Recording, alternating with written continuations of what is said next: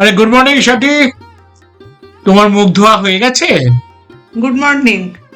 হ্যাঁ, হয়ে গেছে গো। কি ব্যাপার, হঠাৎ গুড মর্নিং? এখন তো অফিস নেই, রিটায়ার করেছো, তা এত ভোর ভোর উঠলে কেন? না মানে আমি তো এখন অবসর গ্রহণ করেছি, তাই ভাবলাম সংসারের কাজে এখন থেকে তোমাকে একটু সাহায্য করব। বেশ তো, তা তুমি কি করতে চাও? এই চা দিয়েই শুরু করছি। আজকে চাটা আমি বানাচ্ছি। ওরে, আর চা? মনে আছে তোমার ওই মশলা চা খেয়ে আমার পেট ব্যথা হয়েছিল? আরে ওটা তো শুরুতে একটু বেশি এলাচ পড়ে গেছিল, এবার ইউটিউবের রেসিপি দেখে বানাচ্ছি। হ্যাঁ, এবার দেখো কি বানাই। খুব ভালো, ঠিক আছে বানাও। তা চা হয়নি এখনো? আজ তোমার জন্য আমি আদা দারচিনি চা বানাচ্ছি। তাই নাকি? তা তোমার এই আদা দারচিনি চা বানাতে কত সময় লাগবে? আরে চা বানানো হচ্ছে আর্টের মতো, সময় একটু লাগে। তাই নাকি? চা তো আর মোনালিসা না যে আঁকতে সময় লাগবে। খুব ঠাট্টা করছো তাই না? হ্যাঁ,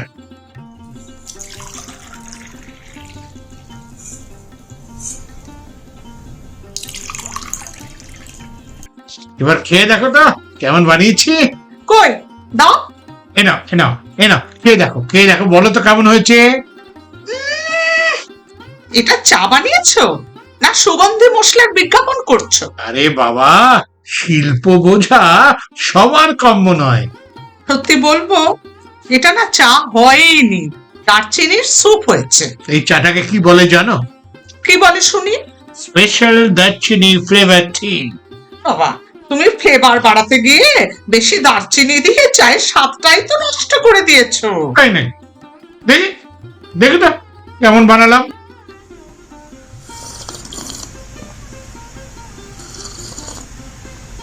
ও, আসলে দারচিনি একটু বেশি হয়ে গেছে। তার থেকে তুমি দারচিনি দিয়ে মিষ্টি পোলাও বানাও, আমি চায়ের ব্যাপারটা দেখে নেব। আজকে দুপুরের রান্না কিন্তু আমি অলরেডি শুরু করে দিয়েছি। ইউটিউব থেকে একটা দারুণ রেসিপি শিখেছি, নাম মেঘালয়ের ট্র্যাডিশনাল চিকেন কারি। মেঘালয়ে মানে? এবার পুরো ভারতের খাবারই কি তুমি ইউটিউব দেখে ট্রাই করবে? আরে শিখতে চাইলে সাহস করে সব শিখতে হয়। ইউটিউব আমাদের গুরুর মতো, চুপচাপ বসে রাখো আর দেখো ম্যাজিক। হ্যাঁ, ম্যাজিক তো হবে, শেষ পর্যন্ত ডাল ভাত রান্না করতে না। ওসব বাজে কথা বন্ধ করো তো। একবার খাবার তৈরি হয়ে গেলে ওই নিজের কথা নিজেই গিলে খাবে। দেখো, মেঘালয়ের রান্না তোমার কাছে আস্তে আস্তে যদি মেঘের রান্না হয়ে যায়, তাহলে কিন্তু আমি কিচ্ছু বলতে আসবো না। একদম চুপ করে থাকো, এটাই আমার সেরা রেসিপি হতে চলেছে। ইউটিউবে মানুষ তো আর মিথ্যা রান্না শেখায় না। একটা কথা, তোমাকে কিন্তু সব কাজ নিজেকে করতে হবে, রান্নাঘর উলট পালট করতে পারবে না। আরে কোনো সমস্যা নেই, আমি তো ইউটিউবে কিং অফ কুকিং চ্যানেলের 100টা রেসিপি দেখেছি। আরে আরে আরে একটু দাঁড়াও, একটু দাঁড়াও। এ কি, পেঁয়াজ কাটতে গিয়ে মনে হচ্ছে যেন তোমার ব্রেকআপ হয়ে গেছে। এত কাঁদছো কেন?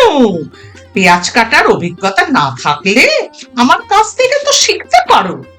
কোনো দরকার নেই, কোনো দরকার নেই, আমি নিজেই পারবো। তবে ইউটিউবে ওই পেঁয়াজ কাটার সাইড এফেক্টের কথাটা বলা উচিত। আরে, এটা হলো রান্নাঘরের ধৈর্যের পরীক্ষা। পেঁয়াজ কাটার এই কষ্টের নামই তো রান্নার রোমাঞ্চ। রোমাঞ্চর কি দেখলে?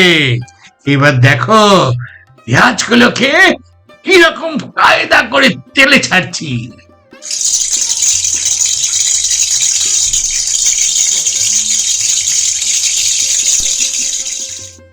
আরে, আরে, আরে, এত ধোয়া কেন? এটা কি মেঘালয়ের খাবার নাকি মেঘের কারখানা? দেখো দেখো দেখো, আমার মনোযোগ নষ্ট করো না, এটা আমার আজকের রেসিপির গুরুত্বপূর্ণ মুহূর্ত। কি করছো তুমি? রান্না করছো নাকি ধোঁয়া উৎসব আয়োজন করছো? হ্যাঁ, এটা আমার নতুন স্টাইল। রান্নাটা টেস্ট হবে স্মোকি স্মোকি। শর্মা, তুই আজকে বারবিকিউ মুরগি বানাচ্ছ, তাই তো? যা মজা করা করে নাও, এখনই তোমাকে ঝোলটা টেস্ট করতে দিচ্ছি। আমি জানি একবার খেলে আমাকে শেফের মর্যাদা দিতে বাধ্য হবে। না, খেয়ে দেখো তো কেমন হয়েছে। দাঁড়াও দাঁড়া, একটু একটু ফু দিয়ে ঠান্ডা করে দিই। দাও দাও দেখি।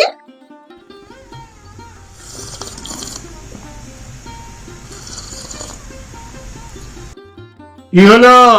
খুব ভালো হয়েছে তাই না? হ্যাঁ, আবার এত ইউনিক হয়েছে যে আমি নিশ্চিত মেঘালয়ে কেউ এটা খায় না। এটা না ইরানের কোনো গবেষণাগারে আবিষ্কার হয়েছে। কি যাতা বলছো? তো কষ্ট করে রান্না করলাম। তবে একটা কথা বলি, ইউটিউব দেখে রান্না শিখতে গেলে ভিডিওর কমেন্ট গুলো পড়তে হয়। সেখানে অনেক সাবধান বাণী থাকে। আরে মজা ছাড়ো তো, সত্যি বলো, তোমার মতে কি বেশি হয়ে গেছে? গরম মশলা কতটা দিয়েছো? এই 5-6 চামচ।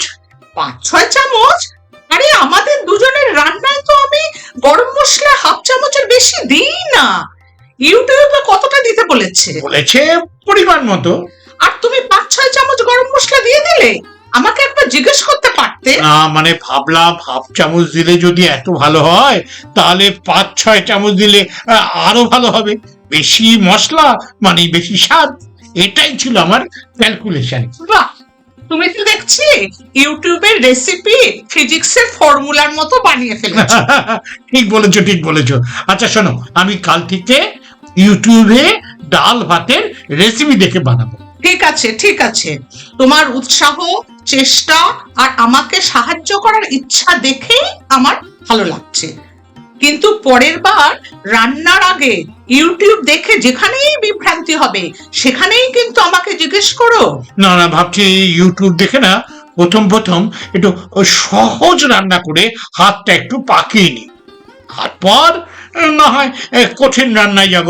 ওরে বাবারে, তাহলে কি এবার থেকে রান্নাঘরে আমার রাজত্ব চলে গেল? রান্নাঘরে রাজত্ব করবে ইউটিউবের এই রেসিপি।